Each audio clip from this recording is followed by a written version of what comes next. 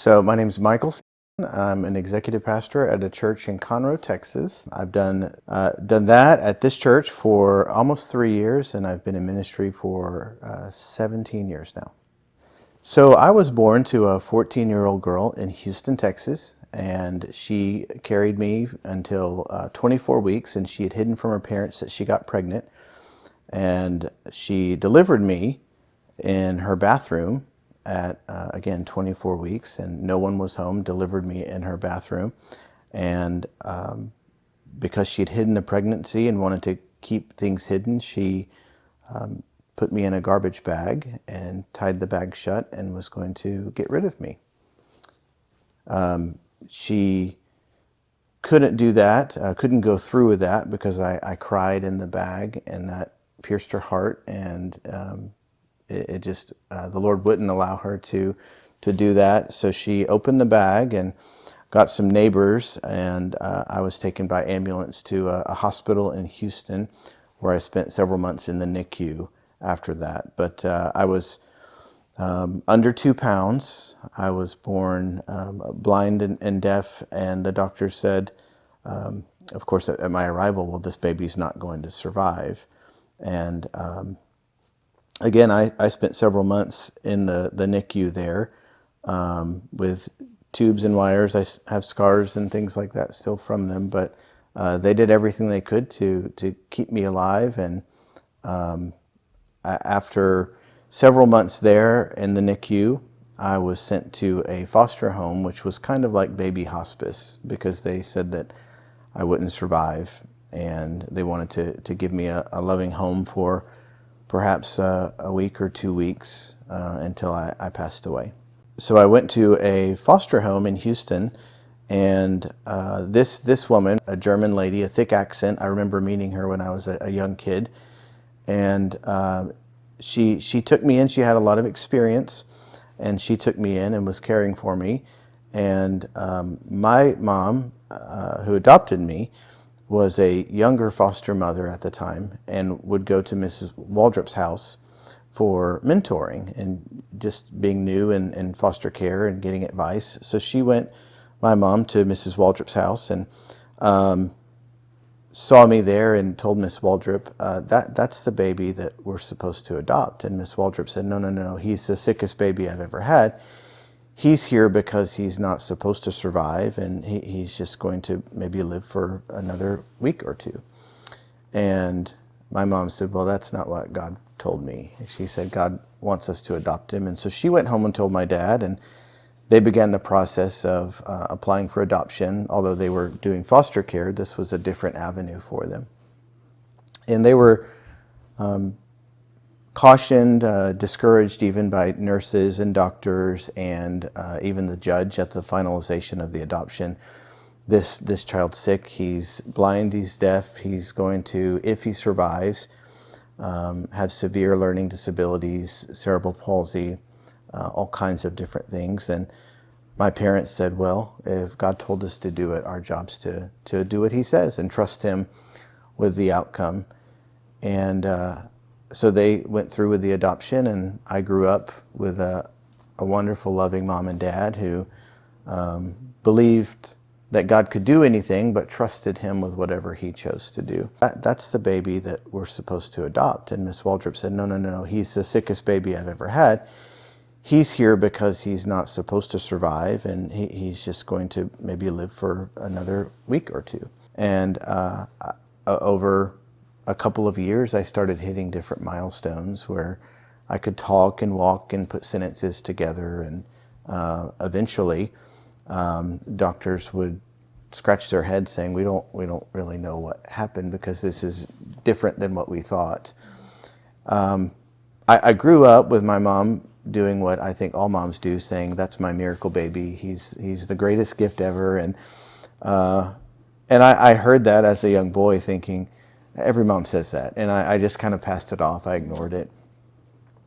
My parents did foster care for 50 years, and they had over 400 kids in and out, and they believed every single one of them was a gift from the Lord, but God had a plan and a purpose for their lives. And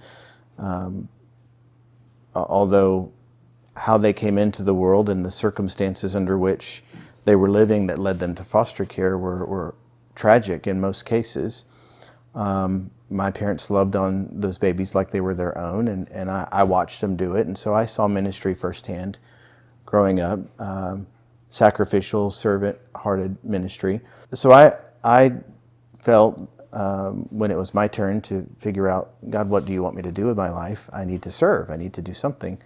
And so I had encouragement to go into teaching. And our first son came along, and he was in the NICU at Memorial Hermann in the Woodlands. Of course, my wife is incredibly exhausted. She just delivered a baby who's in the NICU, and he's 5 weeks early. And he's a giant. He's 8.5 pounds next to all these other NICU babies. Dr. Richard Rivas, who was directing the NICU at the time, and he said, come over here and let me talk to you. And I was very science-minded, being a math teacher and driven and logical, sequential. I liked things to be laid out in front of me. And Dr. Rivas called me over and said, so your mom tells me you've got an amazing story. And I'm like, hey, a miracle baby, I know. Mom, I've got our own child over here. We're tired. We're focused on this right now. And he said, no, can I explain this to you? And I said, okay. And he said, so my business is keeping babies alive. That's what I do. And I said, okay. And he said, so how many weeks were you when you were born? I said, well, I was, I think, just shy of 24 weeks. He said, okay, so you're under 2 pounds. And he said, when babies today, and at that point, that was 40 years after the fact, he said, when babies today are born at 24 weeks, under 2 pounds, they lay there lifelessly. And our job is to go to work to help them breathe. We do everything we can, from tubes to pumps to you name it, everything we can. Our business is to get that baby to breathe. And he said, what did you do when you were tied up in that bag? I said, well, I cried. And he said, so that doesn't happen. He said, it takes breath to cry, and everything that we do is to just get you to breathe, let alone cry. He said, so what did you do in that bag? I said, I cried. He said, well, that was the Lord's doing that softened your biological mom's heart for her to then do what she did.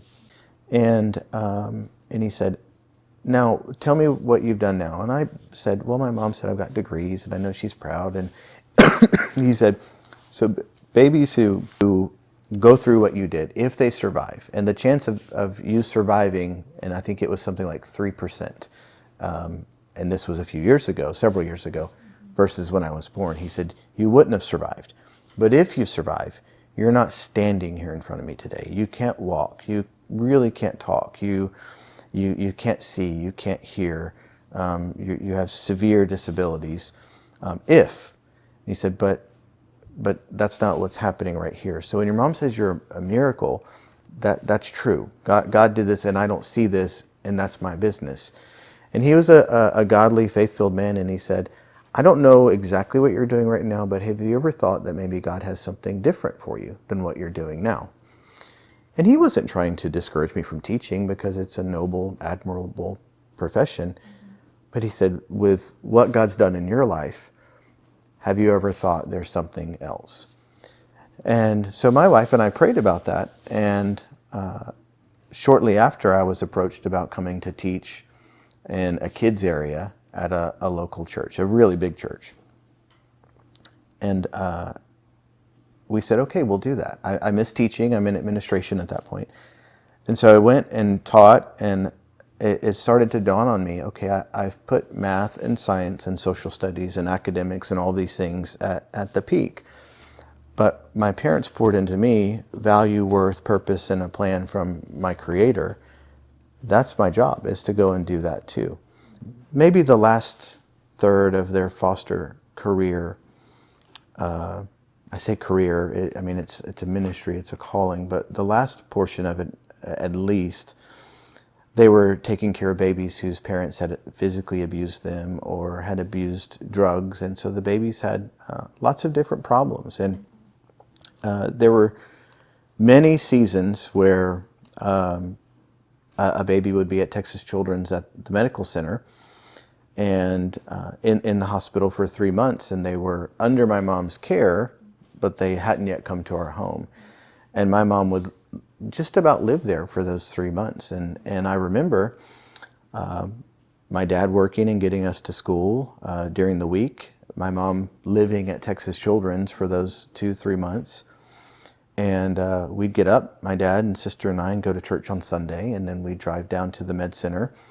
And my dad would take over for my mom, and throughout the week he'd gone and brought lunch to her and things like that. But he would take over for my mom, and we would go shopping with her and eat lunch, and that's just kind of what we did, and it was normal. But little did I know, being with her and my dad in moments like that in hospitals, later on in ministry, I wasn't squeamish about walking into hospitals. I mean, it just felt kind of comfortable. Having been a kid, walking through hospitals, it was okay. And God used all of those things to help with different ministry moments throughout the years of ministry that my wife and I have had so far.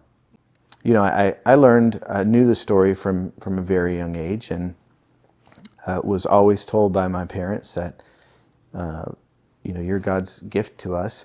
My 3 older brothers, so when I came along, they were 18, 17, and 14. So they were almost out of the house. And I remember when I got old enough to push back on them, because, you know, they were big brothers and they're very loving. But in some ways, almost a generation apart. I remember when I could kind of hold my own, telling them, Mom and Dad got stuck with you guys, but they paid good money for me. And I really was proud of that line, and I used that a long time. And maybe 4 years ago or so, I was standing by my mom, and her filter is gone at this age, and one day we'll get there too. But I was standing by her, and I said that to someone, and she did the bless your heart. And I'm like, what? She said, no. We got a good deal on you, but they knew we wanted a girl, so we paid a lot for your sister. And I was like, okay, well, there goes that. I can't use that line anymore. I still do.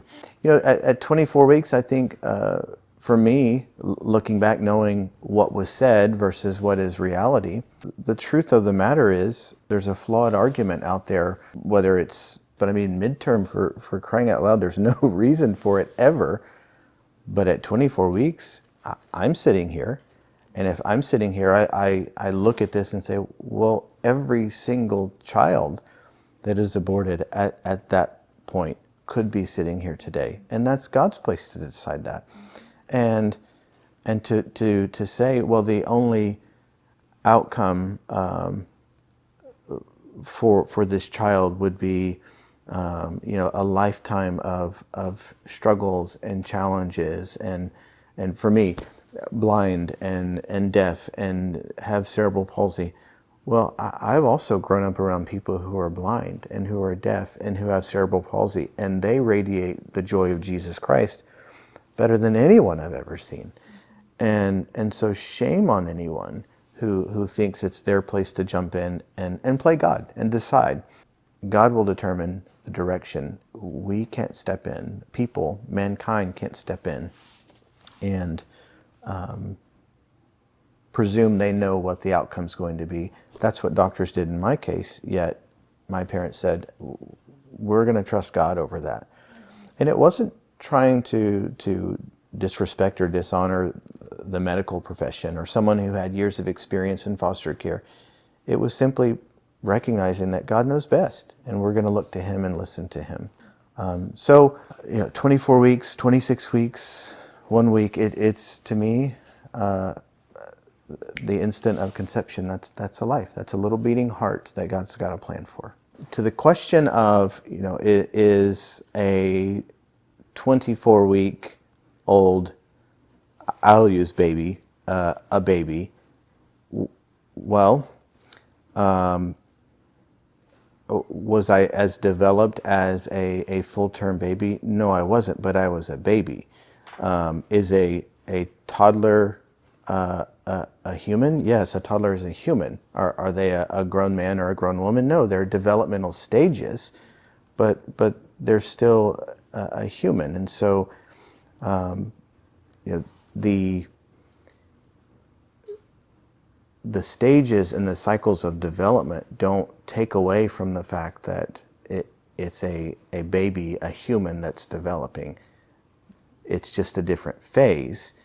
And there's so many kids that are born much earlier today than I was back then. And they not only survive, but they thrive, and they develop without complications or issues or struggles. And in many cases, I believe doctors and nurses would caution people and say, well, you don't know because of how premature they are. You know, they may have this, or they probably will have this. Well, again, those things were said about me, and I don't. And is that always the case? No, I didn't do anything. But if we cut through all of the trying to figure out the unknowns and make sense of it ourselves, and just pour into human life that's right in front of us, regardless of when a child's born, regardless of when a child's born. Had I gone home to my parents at, let's say 24 weeks plus 9 months or so, where I was in the hospital and in a foster home, had I gone home and I not survived, I don't know that my parents would have said, well, we got it wrong.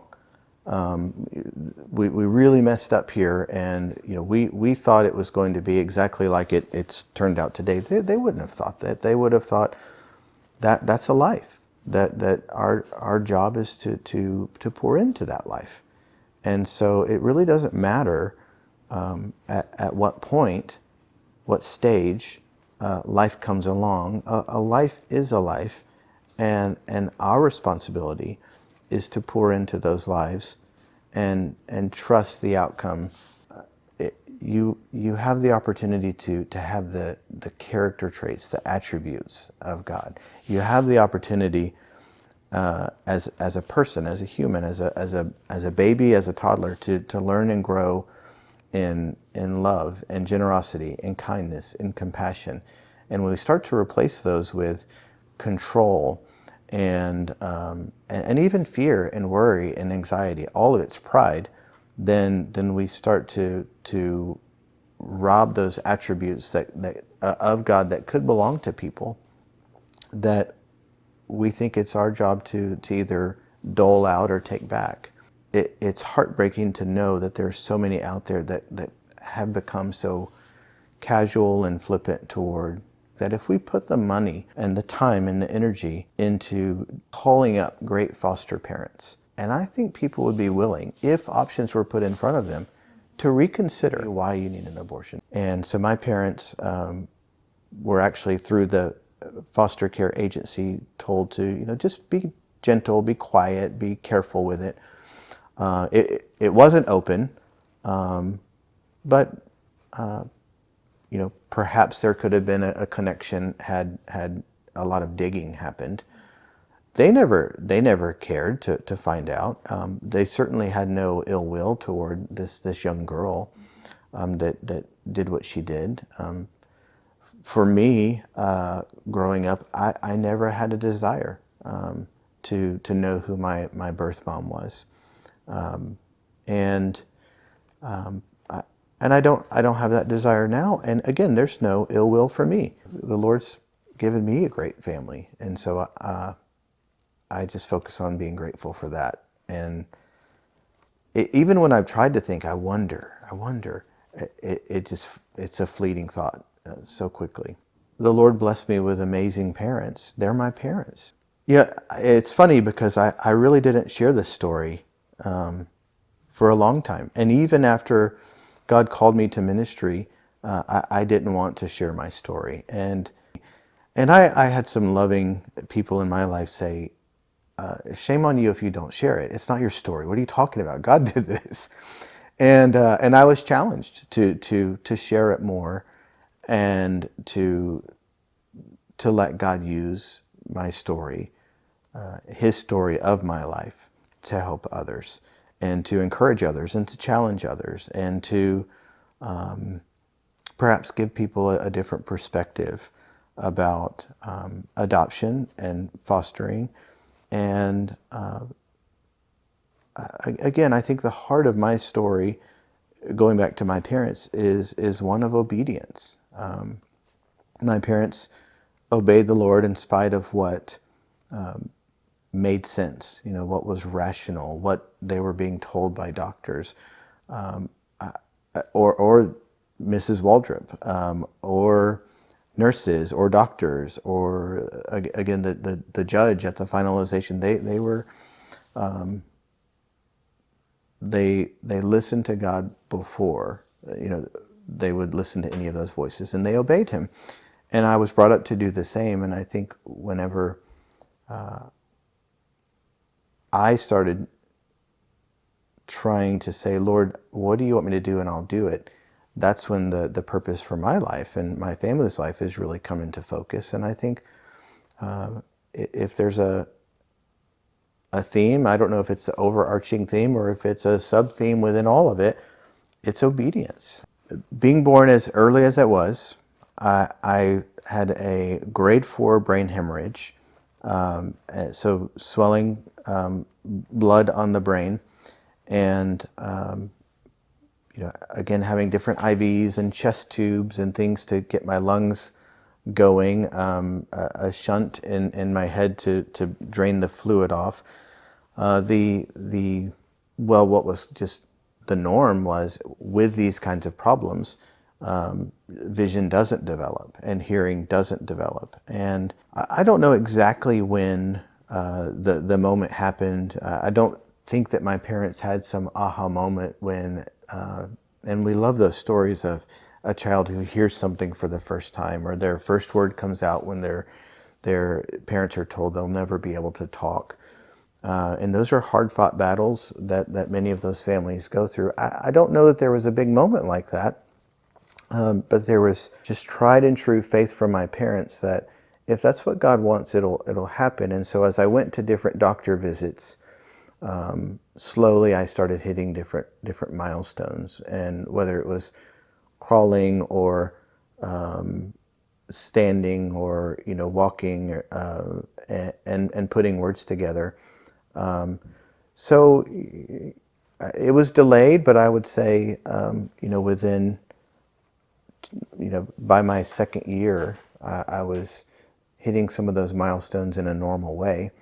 I do know my first sentence was telling on our dog that had gotten on the table and was eating a pie my mom made. And our dog had the creative name of Puppy.